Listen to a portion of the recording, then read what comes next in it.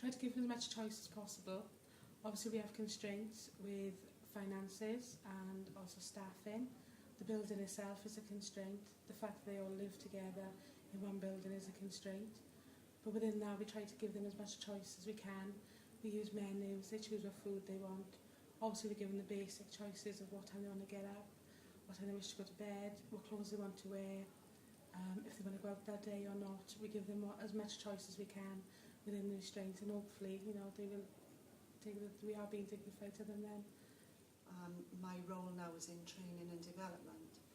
So I suppose my role now is about enabling those carers that are going into the care environment to deliver services that are safe and with the skills and the knowledge and the competencies that they need to go in there and to do that. Well, currently, I suppose Monday to Friday I work as in training, but on the weekend I still practice.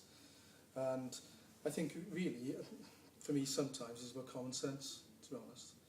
I think it's about common sense, but I think if you've got a passion for care and a passion for for people, then you should automatically be thinking about dignity and respect, really. But I think it's down to the way you communicate to people, the way you're asking someone before you do something, and really down as far as when, for example, you're caring for the fundamental needs of a person, you're making sure you enhance the respect, dignity, respect of that person. So, for example, covering them, making sure privacy, and ensuring they're aware of what's happening. So I think that a lot of the times, I'll say a lot of times, sometimes people do actually perform care without actually telling the person what they're going to do. And I think that's really showing respect to that person and really involving them in the care which you're performing. Really. At the end of the day, whatever you're doing for that person, you're doing it on their behalf. So if you're washing someone's face, you're washing their face on their behalf. So you need to tell them what you're doing before you do it and how you're going to do it. And if the person can do it themselves, well, encourage independence of the person to do it. I would like to think that all of my care staff, and myself included, would treat people the way that they would be treated, that they would like to be treated.